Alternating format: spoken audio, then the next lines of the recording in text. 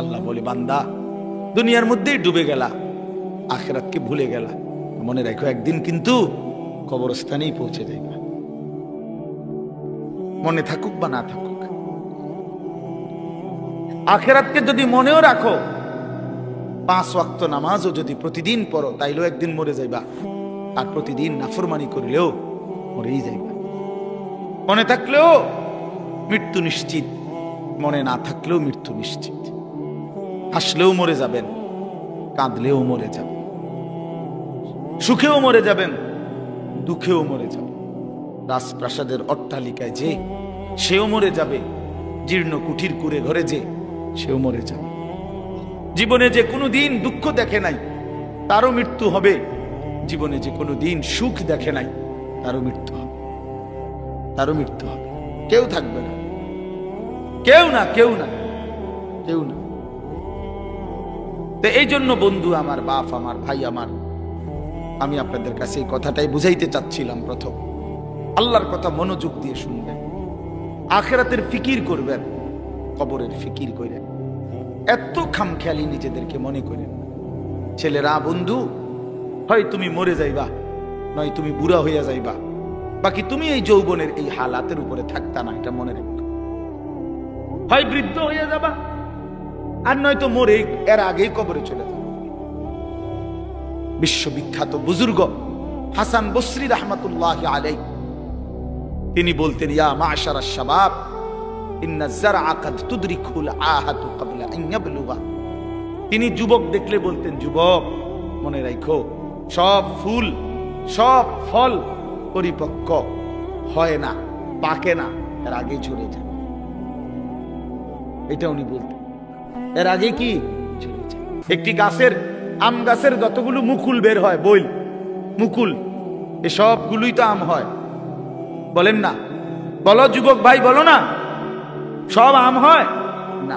সবগুলো ছোট আম যে কয়টা হয়, এই সবগুলোই কি বড় হইয়া পাকে? ঝরেই যায়, ফুল ঝরে যায় বেশি। ছোট ছোট আম এগুলো ঝরে যায় বেশি, টিকে অল্প কয়টা। তো তিনি বলতেন যে ঝরে যায় বেশি। কিশোর, তরুণ, যুবক এই অবস্থাতেই ঝরে যায় বেশি, মরে যায়। এই কোরআন শরীফের আয়াত তো আল্লাহ এটা বলছে, অবিনকুম মান ইয়াতাওয়াফা। শক্তি আসতে আসতে, পৌঁছতে পৌঁছতে, বৃদ্ধ হওয়ার আগে আগেই অনেককে আমি আল্লাহ মৃত্যু দিয়ে থাকি, আর কাউকে বৃদ্ধ চূড়ান্ত বুড়া পর্যন্ত পৌঁছে। এই গত 1 সপ্তাহ হয় নাই, 1 সপ্তাহ হবে, আমার আপন মামি মারা গেছে, আমার বড় মামি। আমি গেছি জানাজায়।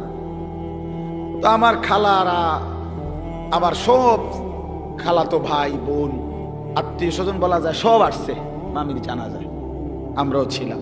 তো আমার মেজো খালা, এই খালা একদম বয়স্ক।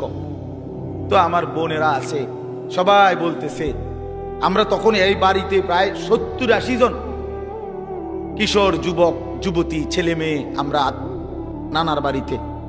এই অবস্থায় আমার বোনেরা বলতেছে, ভাই খালা, এই খালাই আমগো আর শেষ মুরব্বী, বুড়া বয়স্ক আছে, হে বুড়ি শুধু, আর নাই। তাহলে এই বাড়িটার মধ্যে যেই মুহূর্তে 70-80 জন কিশোর নওজোয়ান, তখন বুড়া মাত্র একজন, শেষ বুড়া। এমন ব্যবধান হলো কেন? 70x1 হবে কেন? কথাটা বুঝছেন? 60-এর মোকাবেলায় একজন হবে কেন বুড়া? কারণ উনার আমলের যারা কিশোর, তরুণ, যুবক ছিল, তো তারা এই বয়সে পৌঁছার কথা না এখন। তো তাহলে এই হিসাবে তো আপনার যদি যুবক হয় 60 জন, তো বয়স্ক তো কমপক্ষে 30 জন হইবার কথা, 40 জন হইবার কথা। তারা কই? আমার হিসাবটা বুঝছেন নি আপনি? তাহলে বুঝা গেল ঝরে যায় বেশি, চলে যায় বেশি, থাইকা যায় অল্প, থাইকা যায় অল্প। পুরা বাড়ির মধ্যে দাদা একজন,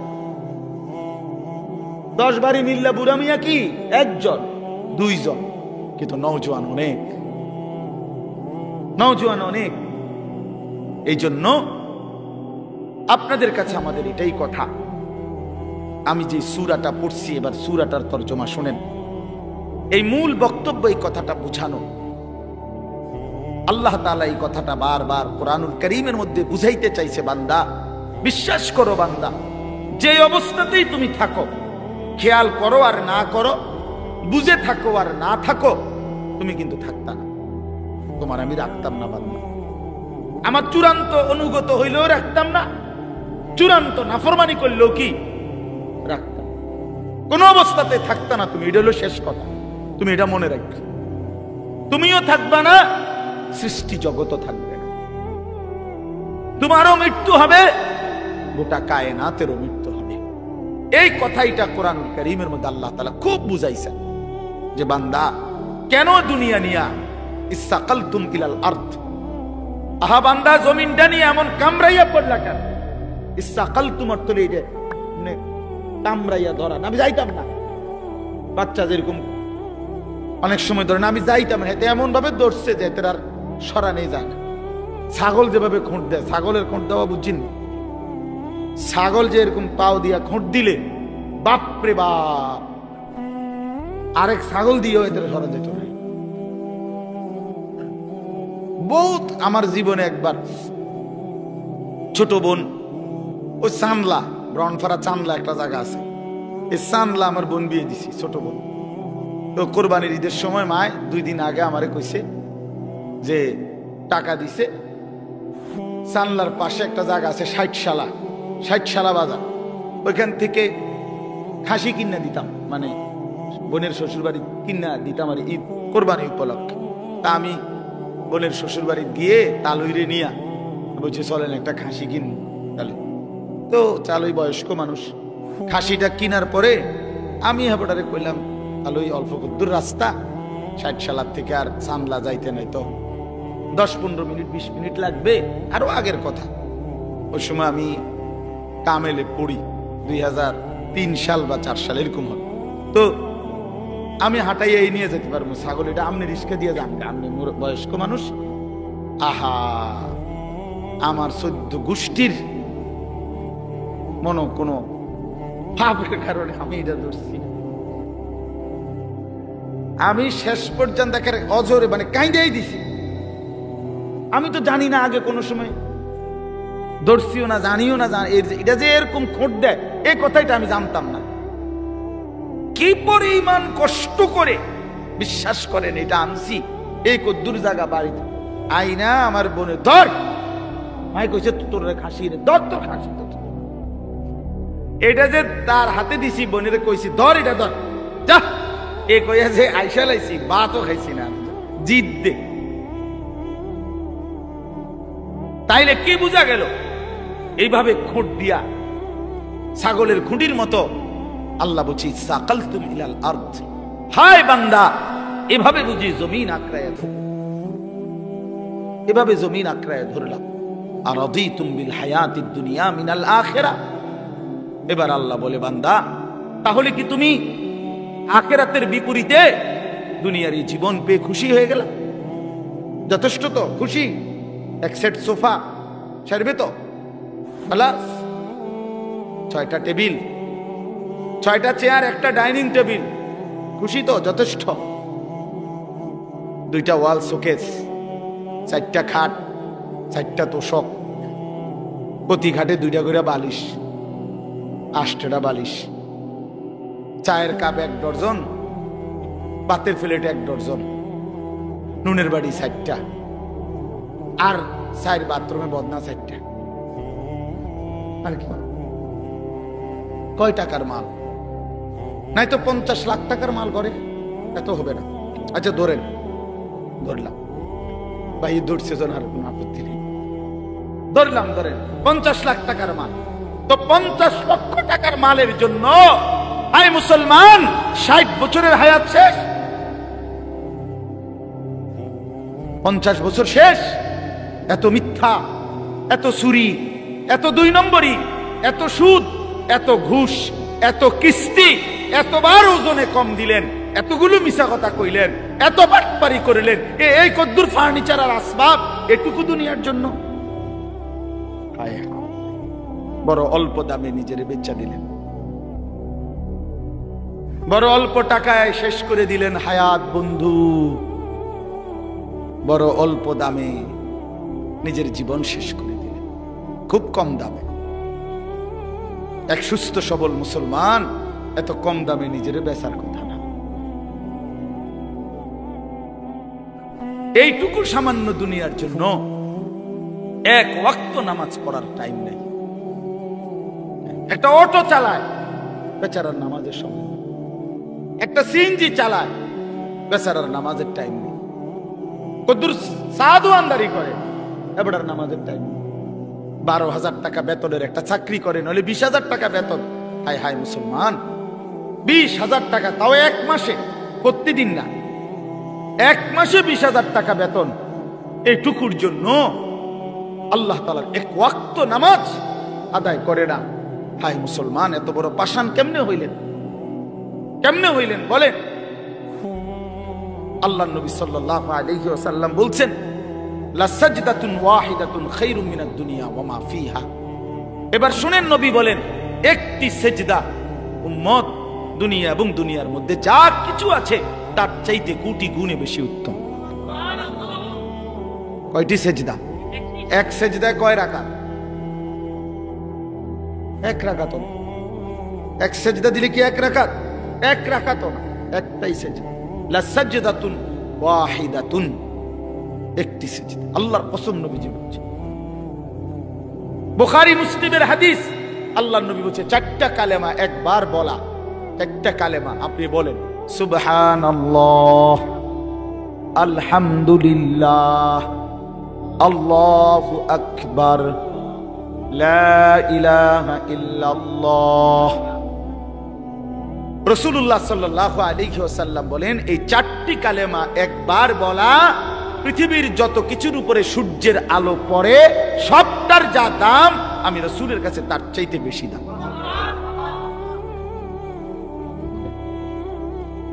কি ধরলেন? কি হারাইলেন? কি হারাইলেন? এক ওয়াক্ত নামাজের মূল্য কত? ফজরের 2 রাকাত সেজদার মূল্য কত? রাসূলুল্লাহ সাল্লাল্লাহু আলাইহি ওয়াসাল্লাম বলছে, রাকাআতুল ফজর খায়রুম মিনাদ দুনিয়া ওয়া মা ফিহা। ফজরের 2 রাকাত সুন্নত, হ্যাঁ হাদিস, দুনিয়া এবং দুনিয়ার মধ্যে যা কিছু আছে তার চাইতে কোটি গুণে বেশি উত্তম। তো ফজরের ফরজ 2 রাকাত, এটা তো আরো আছে, এটা তো রই কতটা বেশি। কুল মা ইনদাল্লাহি খায়রুম মিনাল লাহবি ওয়া মিনাত তিজারা। কোরআন শরীফ আছে, একবার জীবনে সাহাবীরা প্রথম দিকে নবীজি সাল্লাল্লাহু আলাইহি সাল্লাম জুমার খুতবা দিচ্ছিলেন। জুমার নামাজের খুতবা ইসলামের প্রথমে শুরুতে জুমার নামাজের পরে হইতো, এটাই তাফসীর। মানে ঈদের খুতবা কখন হয়? নামাজের পরে। এই ঈদের খুতবা এখন যেভাবে হয়, প্রথম জুমার খুতবা এভাবে হইতো। মানে নবীজি ফরজ 2 রাকাতের সালাম ফিরাইয়া এরপরে মিম্বরে দাঁড়াইয়া কি পড়তেন? খুতবা দিতেন। এটাই ছিল তখন নিয়ম। এরকম একদিন খুতবা দিতেছে, সাহাবায়ে কেরামের কিছু সাহাবী মদিনার বাজারে ফু দিছে, কেউ ব্যবসায়ী পাইকারি মাল আনে, মাসে 15 দিনে তখন নিয়ম ছিল একদিন পাইকারি মাল আসতো। তো যে বেটা পাইকার, এ বেটা বাসি ফু দিত। ফু দিলে খুচরা দোকানদাররা বুঝতো পাইকার আসছে, সবাই দৌড়াইয়া হুড়াহুড়ি করে যার যার মাল নিত। এই বেটা তো আর আসবে না আবার। তো এই সাহাবীরা যারা মদিনার বাজারে ব্যবসা করত, ওনারা এই বাঁশির ফু এটা শুনছে। ওই খুতবার মুহূর্তে নবীজি খুতবা দিতে দাঁড়াইছে, জুমার নামাজের পরে, নামাজ ফরজ শেষ করছে। এই সবাই যারা মদিনার বাজারে ব্যবসায়ী, ওনারা সব উঠে চলে গেছে ওইখানে মাল আনার জন্য, কারণ বুঝছে যে যদি পরে যায় তত পাইতো না। এই এতটুকু শুধু নামাজ না, খুতবা, খুতবার সময় আল্লাহর কসম কোরআন শরীফের একটি পূর্ণাঙ্গ সূরা আল্লাহ তাআলা এই ব্যাপারে নাজিল করছে, সূরা জুমআ। এই জুমআ সূরার নামই জুমআ। আল্লাহ নাজিল করে বলছেন, ওয়া ইদা রাআউ তিজারাতান আও লাহওয়ান ফাদ্দু ইলাইহা ওয়া তারাকুকা কাইমা। নবী, কামটা করলো কি এরা? এদের ব্যবসা এবং তামাশা, এই দুনিয়ার তামসার জন্য আল্লাহ দুনিয়ার পুরো উপার্জনটারও বলছে তামসা। বেটা, আল্লাহ বলছে এই ব্যবসা এবং তামাশার দুনিয়ার জন্য এরা ছুটে চলে গেল। ও তারাকুকা কাইমা, আপনাকে এখানে দাঁড়ানো অবস্থায় খুতবায় রেখে চলে গেল। হায় হায়, করলা কি তোমরা? আল্লাহ নিজে তখন বলে, কুল মা ইনদাল্লাহি খায়রুম মিনাল লাহবি ওয়া মিনাত তিজারা। হায় আমার নবীর সাহাবীরা, শুনো, এই নামাজ, এই খুতবার বিনিময়ে আল্লাহর কাছ থেকে যা পাইতা তা তোমাদের এই ব্যবসা এবং রং তামাশার এই দুনিয়ার চাইতে কোটি কোটি কোটি কোটি গুণে উত্তম ছিল। এর চাইতে সুন্দর আয়াত কি হইতে পারে? এর চাইতে পরিষ্কার কথা মালিকের আর কি হইতে পারে? ভাইয়া বলেন, ইনসাফ করে বলেন। আর কেমনে আল্লাহ বুঝাইতো? আর কেমনে বুঝাইতো? আপনার অসংখ্য মুসলমান, আমি আজকেও আমার জুমার নামাজ ওই শাসনগাছা, আমি এক মসজিদে এই মাস থেকে 2 জুমা পড়াই নামাজ। তো এইখানে বলছি যে আপনারা যারা শুধু শুক্রবারে জুমার নামাজ পড়তে আসেন, কেন আসেন? বাকি সপ্তাহ কেন আসেন না? বাকি 5 ওয়াক্ত নামাজ কেন পড়েন না ভাই? সপ্তাহের বাকি দিনগুলো কেন নামাজ পড়েন না? শুধু শুক্রবারে 2 রাকাত নামাজ পড়তে কেন আসেন? এ কথা বুঝানোর জন্য যে আপনি মুসলমান, এটা বুঝানোর লাগে নাকি? আমি তো পরিষ্কার বলি না ফরমান, তোমরা যারা 5 ওয়াক্ত নামাজ পড়ো না, পুরো সপ্তাহ নামাজ পড়ো না, তুমি শুক্রবার আয়োনের কোনো দরকার নাই, তুমি শুক্রবারে আইসা বুঝানোর দরকার নাই তুমি মুসলমান। তুমি মুসলমান, আমরা এটা জানি। তোমার না ভোটার আইডি কার্ড আছে? তোমার এনআইডি আছে তো? তোমার জন্ম নিবন্ধন সনদ আছে? আমরা জানি তুমি মুসলমান। তুমি মুসলমান, আমরা জানি বেটা। মিথ্যাইও তুমি। কি দরকার ছিল? কি দরকার ছিল নিজেকে মুসলমান বুঝাইবার জন্য? না না, মুসলমান আমরা জানি, আপনি মুসলমান, আমরা মানি। আমাদের মুসলমানের কবরস্থানে দাফন করা হবে, নাই তো বলেন কেন? যদি বলেন না হুজুর আমি এই জন্য আসি নাই, আল্লাহর জন্য আসছি, তো আল্লাহর জন্য আসলে আসরের নামাজ আসলেন না কেন? প্রতিবাদ করেন। একজন প্রতিবাদ করেন না যে না হুজুর আপনি ভুল বলছেন, আমি আল্লাহর সন্তুষ্টির জন্য আসছি। তো আল্লাহর সন্তুষ্টির জন্য আসলে ফজর কই, জোহর কই, আসর কই, মাগরিব কই, এশা কই, শনিবার, রবিবার, সোমবার, মঙ্গলবার, বুধবার, বৃহস্পতিবার, সে এই সপ্তাহের এই দিনগুলো মালিককে মনে করেন না কেন? বলেন ভাই, ইনসাফ কি বলে? বলেন একজন বেনামাজি বলেন, বলেন খোদার 365 দিন কোনদিন যারা ফজরের নামাজ পড়েন না, এত বড় বেহায়া কেমনে হইলেন?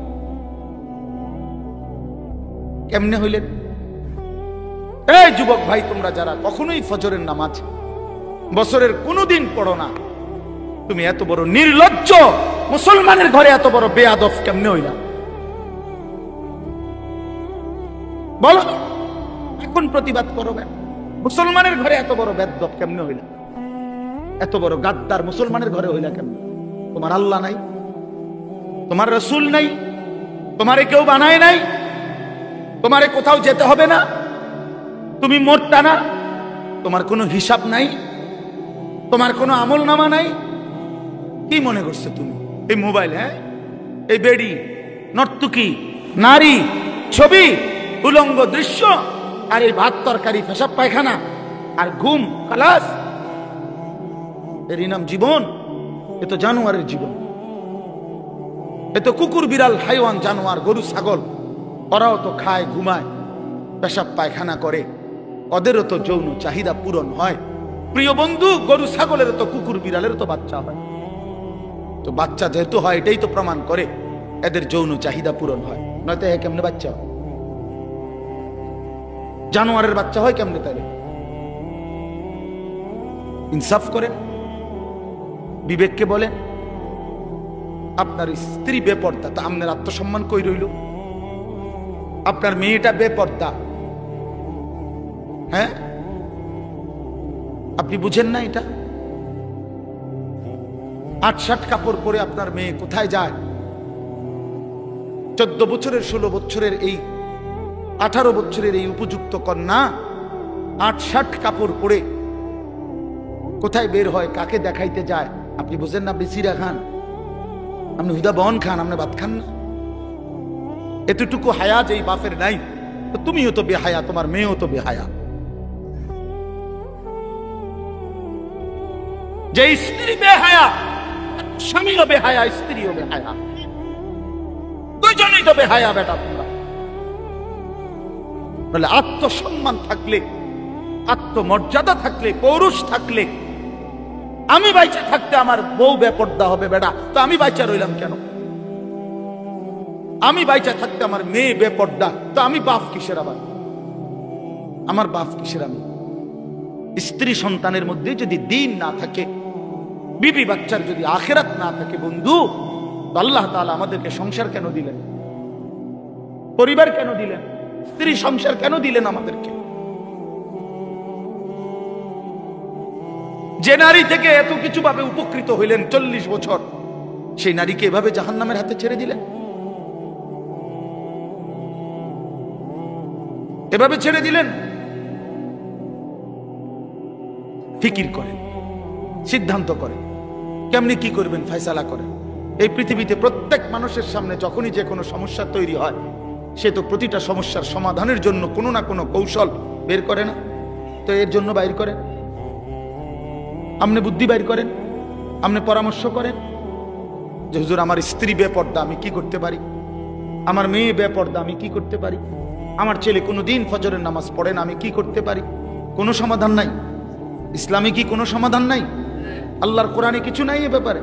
তো আছে, তো আছে, তো আপনি সিদ্ধান্ত নেন, আপনি এগিয়ে আসেন, নিজেকে বাঁচান, বউ বাচ্চাকে বাঁচান, স্ত্রী সন্তানকে বাঁচান। খাট পালং আর সোফা ফার্নিচার এডি কইেন না, এডি কইেন, এডি হুদা, এডি থাকবে না। সোফা পুরান হয়ে যায়, ফ্রিজ ডিস্টার্ব করে, আমি 3 বার বদলাইছি। ওয়াশিং মেশিন কিনছি, এইটা একবার দামি কোম্পানির, এটার ডিস্টার্বের যন্ত্র নাই, কুচিটা হালাই দো, লাত্তি দিয়ে হালাই দো, ফালতু জিনিস একটা। তাইলে কি বুঝা গেল?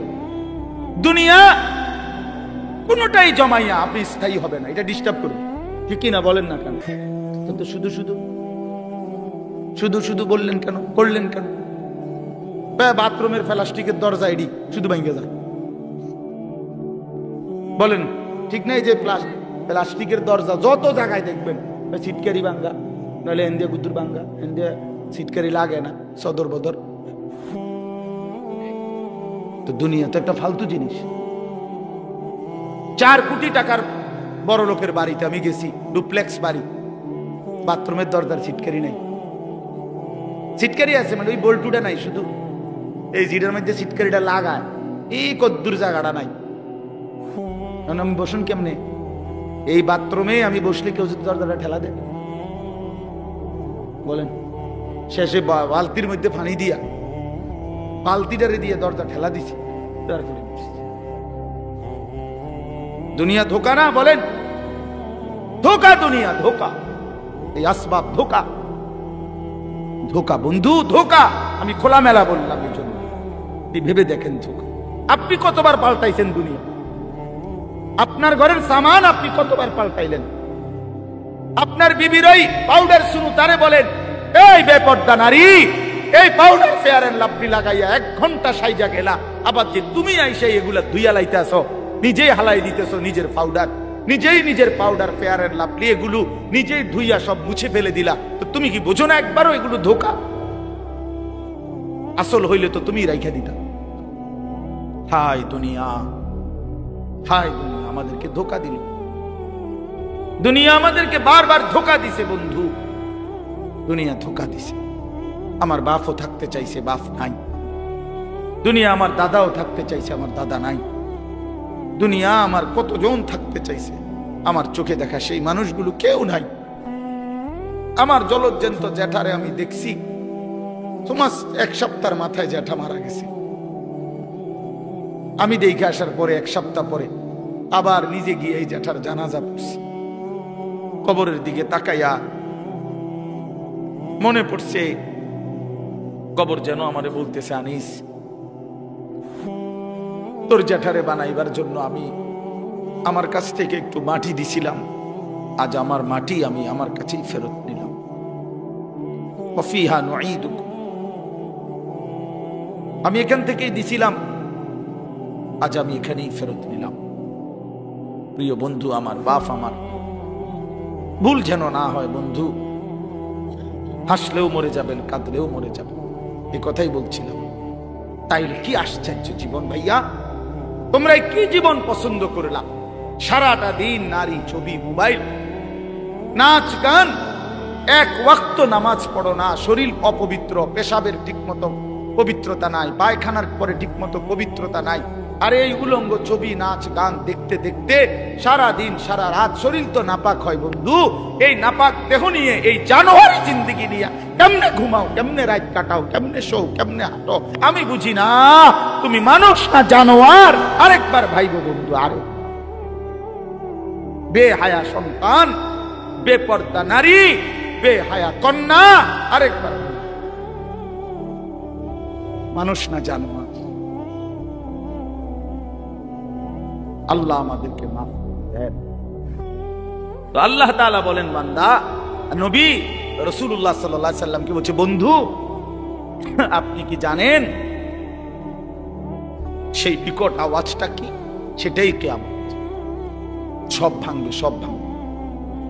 মানে কি মনে হয় এটা হইবে নি? আসলে কথা বলেন না কেন? ছেলেরা বলো না ভাইয়া, হবে এটা? 100 কিয়ামত, পৃথিবী ধ্বংস হবে। কারণ আল্লাহ তাআলার কোন কথা বন্ধু শত্রু কারো কাছেই ভুল প্রমাণিত হয় না, বুঝেন নাই? মানে আমরা ইমানদার, আমাদের গবেষণা তো কোরআনের সব কথা সঠিক, সমস্ত কাফের মুশরিক বেঈমানদের গবেষণাতেও কোরআনের সব কথা সঠিক। তার মানে কি, বন্ধু শত্রু সবার কাছেই কোরআন কি সঠিক। রাসূলুল্লাহ সাল্লাল্লাহু আলাইহি সাল্লামের জিন্দেগীর 23 বছরের একটা সুতা, 23 সেকেন্ড বন্ধু শত্রু সবার কাছেই সর্বশ্রেষ্ঠ। বলেন, রাসূলুল্লাহ সাল্লাল্লাহু আলাইহি সাল্লামের জীবনের একটা মিনিট, একটা ঘন্টা, একটা সেকেন্ড দুশমনরাও পরীক্ষা করছে। আজকে 1450 বছর ধরে শুধু রাসূল সাল্লাল্লাহু আলাইহি সাল্লামকে নিয়ে আমরা শুধু বলি আর ভাবি এমন না, কাফের বেঈমানরাও ভাবে, গবেষণা করে, এই নিয়ে বিশ্লেষণ করে, কিন্তু তিনি সবার কাছেই শ্রেষ্ঠ। বন্ধুও পরীক্ষা করে দেখছে তিনি সর্বশ্রেষ্ঠ, দুশমনেও পরীক্ষা করে দেখছে তিনি সর্বশ্রেষ্ঠ, তিনি সুন্দর। নবী সাল্লাল্লাহু আলাইহি সাল্লামই সবচেয়ে সুন্দর। তার সব কথাই সঠিক, তার সব কথাই যৌক্তিক, তার সব নড়াচড়া পর্যন্ত সর্বাধিক সুন্দর, সবচেয়ে স্মার্ট, সবচেয়ে সুন্দর। তিনি হাসলেও সুন্দর, তিনি কাঁদলেও সুন্দর। নবী সাল্লাল্লাহু আলাইহি সাল্লাম কথা বললেও সুন্দর, চুপ থাকলেও সুন্দর। চুপ থাকল, নবীজির বহু সাহাবীরা আছেন, নবীজি যখন চুপ থাকতেন, কথা বলতেন না, তখনও ওনার দিকে তাকায় থাকতেন। নবীজি জিজ্ঞেস করছে কোন কোন সাহাবীকে, কি দেখো? আবার দি যাও গা, কথাও পাও না কিছু। এক কালো হাবশী সাহাবী একদিন বলছিল, ইয়া রাসূলুল্লাহ, আমি তো কালো মানুষ, যখনই মনটার মধ্যে কোনো কষ্ট লাগে, ব্যথা লাগে, দুঃখ লাগে, দুনিয়ার তেমন কিচ্ছু আমার নাই, তো মনটায় কষ্ট লাগলে, অস্থিরতা লাগলে দৌড়াই আপনার কাছে আসি, আপনার ওই পবিত্র চেহারার দিকে তাকাই, সব ভুলে যায়, দুঃখ বেদনা সব ভুলে যায়। তো এখন কেন আসছো? বলছি, ইয়া রাসূলুল্লাহ, আজকে একটা কথা বলতে মন চাচ্ছে। এই সাহাবী, তাফসীরে আছে সূরা নিসা, এই কালো সাহাবী বলছি, ইয়া রাসূলুল্লাহ, আজকে একটা কথা বলতে চাই। বলছে, বলো। বলছে, এখন তো আমি যত সাধারণই হই না কেন, এই দুনিয়ায় তো আপনারে দেখে দেখে আমার কলজা ঠান্ডা করি, দিল ঠান্ডা করি। হাসরের ময়দানে তো আপনি চলে যাবেন অনেক ঊর্ধ্বের জান্নাতে, আর আমারে যদি আল্লাহ জান্নাত দেয়ও, দিব সাধারণ যে কোনো একটা জান্নাতে দিতে পারে, আপনার লগে তো আর দিত না, আপনি তো অনেক ঊর্ধ্বের, আপনি চলে যাবেন। এখন আমার জানার বিষয় হলো, আমি যদি জান্নাতে গিয়া আপনারে না দেখি, খোদার কসম নবী, ওই জান্নাতে থাইকেও তো আমি আরাম পাইতাম না।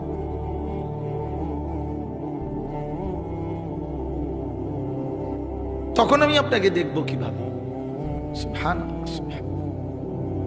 আল্লাহ তাআলা বলেছেন, ওয়া মান ইউতি'আল্লাহা ওয়ার রাসূল ফাউলাইকা মা'আল্লাযীনা আন'আমা আল্লাহু আলাইহিম মিনান নাবিয়্যিন ওয়াস সিদ্দীকিন ওয়াশ শুহাদা ওয়াস সালিহিন। বন্ধু, আমি ওয়াদা দিলাম আমি আল্লাহ এবং আপনি রাসূলের পূর্ণ আনুগত্যের হক যে আদায় করবে, অনুসরণ করবে আপনাকে 100% 100% আমি আল্লাহ আপনার সাথেই তাকে থাকতে দেব। কেমনে আমি বুঝ করবো? আপনি ওরে কইয়া রাখেন।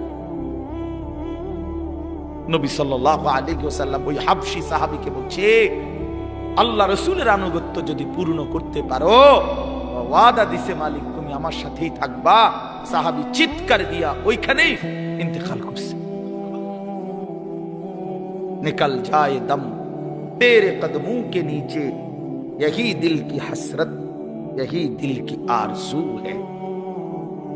এটা উর্দু শের আর কি। অর্থ হলো, হে প্রিয়তম, তোমার কদমের নিচে জীবন দিলাম, এই ছিল আমার আরজু, এই ছিল আমার আকাঙ্ক্ষা, আমার তামান্না, দিলের আশা ছিল এই, আল্লাহ রসুলের কদমের নিচে জীবন দিয়ে দিছে। নিকল যায় দম तेरे कदमों के नीचे, यही दिल की हसरत, यही दिल की आरजू है। এটাই দিলের তামান্না। আল্লাহ আমাদেরকে নবী সাল্লাল্লাহু আলাইহি সাল্লামের অনুসরণের মতো ভালোবাসা দান করেন। তো আল্লাহ তাআলা বলেন, ইয়াউমা ইয়াকুনুন নাসু কাল ফারাশিল মাবসুস। আল্লাহ বলেন, বন্ধু, সেই ইসরাফিলের ফুম হলে, এই বিকট ধ্বনিতে যখন সব ভাঙতে শুরু করবে, তখন সবগুলো মানুষ বিক্ষিপ্ত পতঙ্গের মতো ছুটাছুটি করে যে যেখানে গিয়ে পড়বে সেখানেই মরবে। বিক্ষিপ্ত পতঙ্গ বলতে তাফসীরের মধ্যে আছে, আগুনের মধ্যে, লাইটের মধ্যে, আপনারাও বুঝবেন, সাদা পোকা, উলু আমরা যেগুলারে বলি, এগুলো যখন ওড়ে তখন চারদিক থেকে এগুলা দৌড়ায়, যেন থেকে পারে, যে যেমনে পারে উইরা আসে, আর আলোতে বা আগুনে পড়ে, মরে, ঠিক না, নিচে পড়ে। আল্লাহ তাআলা বলেন, ইসরাফিল যখন ফু দিবে, পৃথিবী যখন সব কিছু ভাঙতে শুরু করবে, মানুষগুলো এরকম বিক্ষিপ্ত পতঙ্গের মতো যে যেদিকে পারে ছুটাছুটি শুরু করবে, আর ছুটতে ছুটতে, দৌড়তে দৌড়তে যে যেখানে গিয়ে পড়বে, দম পড়ে যাবে, মনে করুন পড়ে যাবে, ওইখানেই মরবে, ওইখানেই নিচে কবরে চলে যাবে। কেউ কাউরে দাফন করতে পারবে না। কারে দাফন করবে? কে দাফন? আপনি স্বাস্থ্য ভাই হেঁটে তো দৌড়া, বোঝেন না আপনার কথা? আপনি স্বাস্থ্য বাহিনী আপনার দাফন করবে, ওই তো আরো আগে দৌড় দিচ্ছে, ওই গিয়ে সান গিয়া চক বাজার ফারুয়ে কান্দির, সবে তো দৌড়াইতেছে, বুঝেন নাই?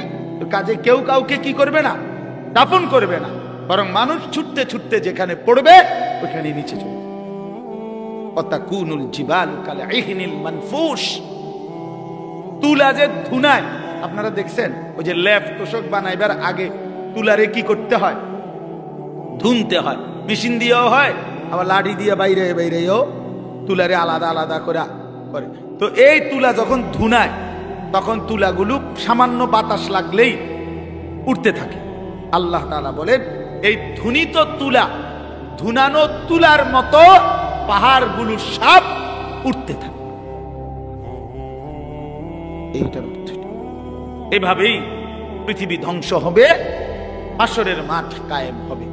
فأما من ثقلت موازينه فهو في عيشة راضية। আর সেই হাসরের মাঠে মিজানের পাল্লায় আমলনামা ওজনের জন্য দিলে, যার আমলনামা ভারী হবে, নেকির পাল্লা, সে চির সুখের সন্তুষ্টির জান্নাতে বসবাস করবে। ঈশাতির রাদিয়া অর্থ হইল, অর্থাৎ জান্নাতে তো থাকবে, তবে সন্তুষ্ট চিত্তে। একটা হইলো, মনে করেন খুব ভালো খাইতে দিছে, কিন্তু ভিতরে ভিতরে একটা ডর আছে যে খাইতে তো দিছে, একটু পরে তো খুব বাইরে যাও, তাইলে একটা টেনশন কাজ করে। আবার আল্লাহ তাআলা বলেন, না, আমার বান্দা সন্তুষ্ট চিত্তে জান্নাত ভোগ করবে, যে আর কোনো দিন এক সেকেন্ডের জন্য তাকে বের করা হবে না। আল্লাহ নিজে ঘোষণা দিবে, বান্দা, আজকের পর থেকে আর কোনো দিন আমি তোমার উপরে অসন্তুষ্ট হব না। ওয়াম্মা মান খাফফাত মাওয়াজিনুহু, এই শেষ কথা শুনেন, আর যার আমল নামায় নেকির পাল্লা হালকা হবে, গুনাহ ভারী হবে, ফা উম্মুহু হাবিয়া, তার ঠিকানা হাবিয়া নামক জাহান্নাম। হাবিয়া জাহান্নাম, যে সাতটি, এই সাতটি জাহান্নামের একটির নাম হলো হাবিয়া। কি নাম? ওয়ামা আদরাকা মা হিয়া। আল্লাহ তাআলা নিজে বলেন, আহা, নবীজিকে বলতেছেন, বন্ধু জানেন ওই হাবিয়া জাহান্নামটা কেমন ভয়ানক, এটা কেমন? আল্লাহ নিজে বলতেছেন নারুন হামিয়া, সেটা অত্যন্ত প্রচন্ড জ্বলন্ত ধাউ ধাউ করে জ্বলা আগুন, হাবিয়া, সেখানে ছেড়ে মারা হবে, নাফরমানকে সেখানে ফেলা হবে।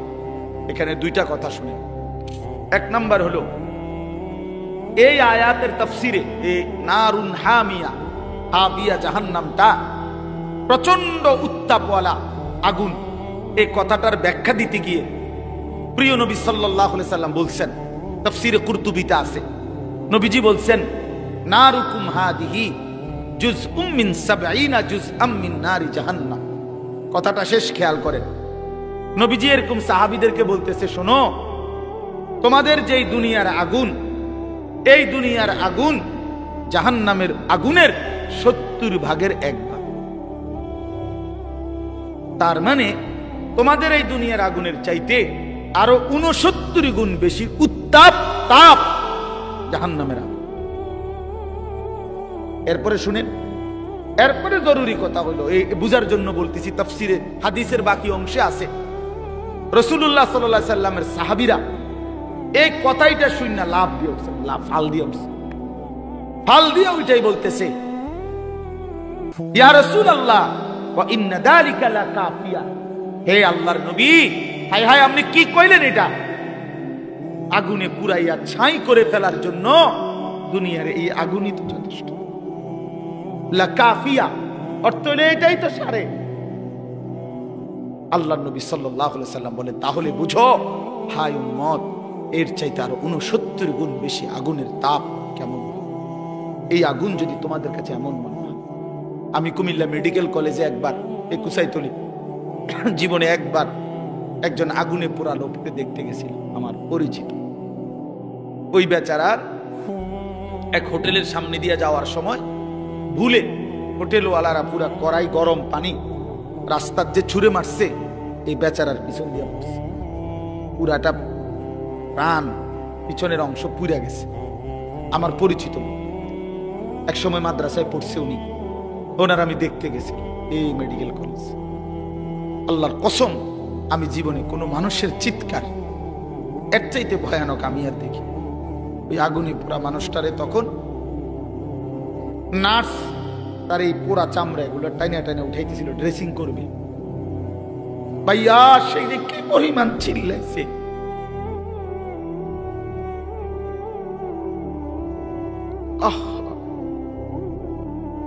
এমন চিৎকার, তার মানে এগুলো যে ছিটতেছে, পোড়া চামড়া এগুলো উঠাইতেছে। তাহলে বলেন, রাসূলুল্লাহ সাল্লাল্লাহু আলাইহি ওয়াসাল্লাম বলেন, তোমাদের এই আগুনের চাইতে আরো 69 গুণ বেশি গরম, সেটা কি হবে? আল্লাহ আমাকে মাফ করুন। আর একটা কথা হলো, যুবক ভাই, তোমাদের কাছে এখানে একটা শব্দ আছে, ফা উম্মুহু হাবিয়া, ফা উম্মুহু হাবিয়া। উম্মুহু এই শব্দের দুই অর্থ। এক অর্থ হইল ঠিকানা, ফা মাওয়াহু, তার ঠিকানা জাহান্নাম। আরেকটা অর্থ আছে, এই তাফসিরে আছে, ইয়াহবি রাসাহু। তাফসিরের মধ্যে লিখছে, অর্থ হইল যখন আমলনামা হালকা হবে, গুনার পাল্লা ভারী হবে, তখন এই ফেরেশতা আল্লাহর কসম মাথার সামনে এই চুলের অগ্রভাগ কাপ করে ধইরা, চুল ধইরা, ইয়াহবি রাসাহু, এই তার মাথা ধইরা, চুল ধইরা, তারে ফেরেশতা একটা টান দিয়া দাঁড়ানোর থেকে মাটিতে ফেলে দিবে। একটা টান দিয়ে মাটিতে ফেলেই একটা লাথি দিয়া জাহান্নামে ফেলে দিবে। এই জন্য দোস্ত, এই মডেলিং, এই চুল রেডি রাখো। এই যে পাঙ্কু চুল, এই বাহারি চুল রেডি রাখো হাসরের ময়দান পর্যন্ত, যাতে করে জাহান্নামের ফেরেশতা ধরতে সুবিধা হয়, ধরতে সুবিধা। কার থেকে দেখা মুসলমানের নওজোয়ান এই চুল শিখলা, কার থেকে দেখা, কার থেকে দেখা? ইহুদির মডেল, খ্রিস্টানের মডেল, হিন্দুর মডেল, বৌদ্ধের মডেল, নাস্তিকের মডেল, মুরতাদের মডেল, আল্লাহদ্রোহী দুশ্মনের মডেল ছাড়া আর কি এগুলো? তার মানে ওরা তো নিজেই জানে ওদের ঠিকানা জাহান্নাম। তো জাহান্নামীদের সাদৃশ্য যার, তো তার চুলতে এমনই হবে, তার চুলতে এমনই হবে। এটা তো এতটুকু বোঝা উচিত, এতটুকু তো বোঝা উচিত। কোরআন শরীফে আছে, আমি এখন দেখাই। এই যে আল্লাহ তাআলা বলছেন ইন্নাল্লাযীনা কাফারু, ওই ভাই শুনতেছেন আপনারা?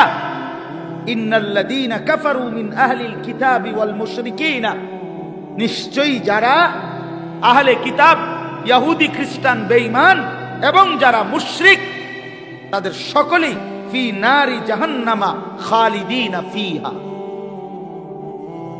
হ্যাঁ, ওমাইটা কোরআন শরীফের আয়াত, ঠিক নি মানে ঠিকের উর্ফি দিয়ে কিতা আরো এটা কর। এটা কিসের আয়াত? কোরআন শরীফের আয়াত। ফি নারি জাহান্নামা খালিদিনা, আরো রইছে ভাইয়া, এই আরো রইছে উলাইকা হুম শাররুল বারিয়া। আল্লাহ তাআলা বলেন ওদের ঠিকানা হবে চিরস্থায়ী জাহান্নাম, আর ওরাই হলো শাররুল বারিয়া, আল্লাহর সৃষ্টির সর্বনিকৃষ্ট জীব,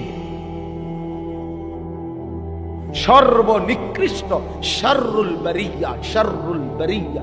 এজন্য জামাতে, লেবাসে, পোশাকে, চেহারাতে, চুলে, সামনের দিক দিয়া, চুলের দিক দিয়া, শরীরে, পোশাকে মনে রাখেন বেঈমানের সাদৃশ্য যারা ধারণ করে আছেন, নিজের হিসাব মিলাইয়া নিয়ে। দুইয়ে দুইয়ে 4 হয়, 4-এ 4-এ 8 হয়, 8 দুগুণে 16।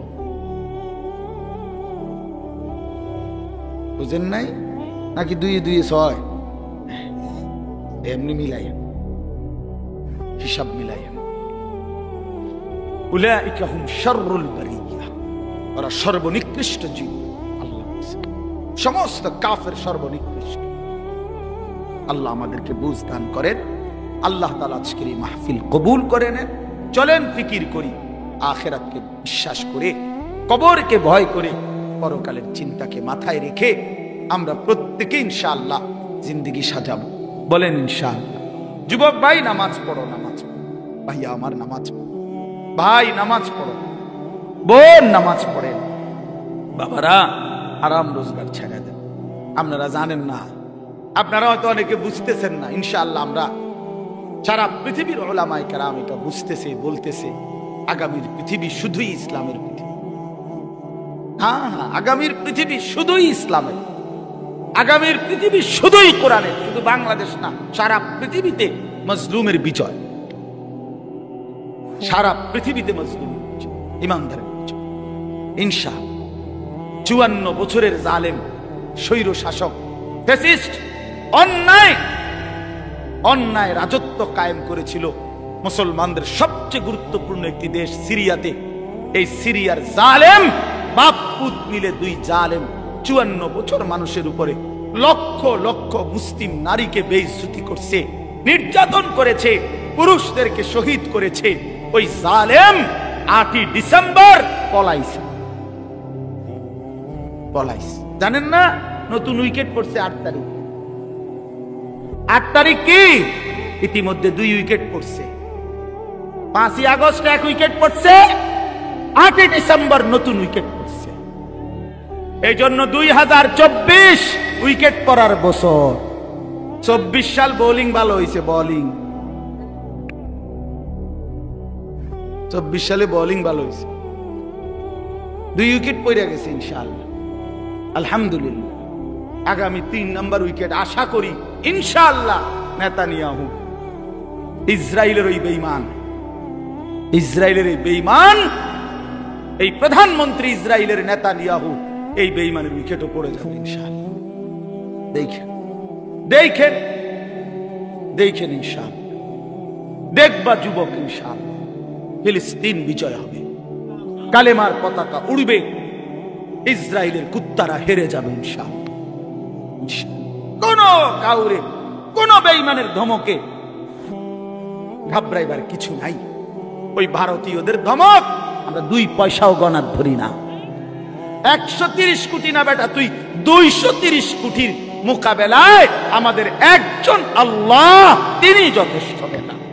হাসবুনাল্লাহ হাসবুনাল্লাহ বলে, হাসবুনাল্লাহ, আল্লাহই যথেষ্ট। আলু বন্ধ করে দিবে, আলু পেঁয়াজ তার আব্বার পেঁয়াজ, আলু তার বাপের, পেঁয়াজ তার বাপের, মোদির আব্বার পেঁয়াজ, মোদির বাপের আলু। তোর বাপের আলু বেটা, তোর বাপের পেঁয়াজ বেটা। তোদেরকে যিনি পেঁয়াজ আলু আটা তোদেরকে যিনি 24 ঘন্টা খাওয়ায় পড়ায়, তিনি তো আমার আল্লাহ বেটা, তোর কি বেটা? কথা বলেন না। ইন্ডিয়ার ওই বেঈমানদেরকে পালে যিনি, খাওয়ায় যিনি, তিনি কে? আমার আল্লাহ। আমার কে? আমাদের বলবেন না, বলেন আমার আল্লাহ। তোর কি বেটা? তোদের মূর্তি ছাড়া আছে কি তা বেটা? হ্যাঁ, আল্লাহ আমার আল্লাহ তোদেরকে খাওয়ায়, আমারে দমক দেয়। বেউকুফ না এগুলা, কি কয় এগুলা? মন্ডা আটটা যাইয়া কই নাই। হ্যাঁ, কয় কি বেটা? সংখ্যা দিয়ে হিসাব মিলায় বাংলাদেশের দামাল নওজোয়ান 1 ফোঁটা রক্ত থাকতে 56,000 বর্গ মাইলের 1 ইঞ্চি জমিন কোন বেঈমানের কাছে আমরা ছেড়ে দেব না ইনশাআল্লাহ। কোন আমার পুতের লাগা আমি বুঝ করে লইছি বেটা। আমার সন্তানকে আমি বলেছি, বাপ ভাই আমি মরবো নয়, তুই মরবি, আল্লাহর জন্য জান আমিও দিতে রাজি, তুইও রাজি বেটা। কিন্তু 1 ফোঁটা রক্ত থাকতে এই জমিন, মুসলমানের জমিন, এটা কোনো বেঈমানের হাতে যাবে না ইনশাআল্লাহ। বাংলাদেশের জমিন ইন্ডিয়ার জমিন না, এটা বাংলাদেশের জমিন, এটা কালেমাওয়ালার জমিন, এটা মুসলমানের জমিন, এটা কোরআনের জমিন। এখানে ফজরের আজান শুনে আমাদের ঘুম ভাঙ্গে, বলেন আলহামদুলিল্লাহ। আমরা কোনো বেঈমানের ভ্যা ভ্যা শুনি না, আমরা ভ্যা ভ্যা, আজান শুনে জাগি ইনশাআল্লাহ। আল্লাহ তাআলা সব নওজোয়ানকে আহ্বান করলাম, যুবক ভাই নষ্ট হইও না, চরিত্রহীন হইও না। নারীর ফান্দে জীবন শেষ করে জীবন আরো সামনে আছে, জিন্দেগির আরো বড় দায়িত্ব আছে বন্ধু, জীবনের আরো অনেক বড় স্বপ্ন আছে। শুধু এক নারীর জন্য জীবন শেষ করে দিও না ভাই। আল্লাহ তাআলা আমার সারা দেশের যুবকদেরকে আগামীর ইসলামের জন্য কবুল করে নেন, আগামীর কোরআনের জন্য আল্লাহ কবুল করে নেন ইনশাআল্লাহ। এই জমিন কালেমার পতাকা উড়বেই ইনশাআল্লাহ, ঈমানের বিজয় হবেই হবে, হবেই হবে, হবেই হবে। আল্লাহ তৌফিক দান করেন।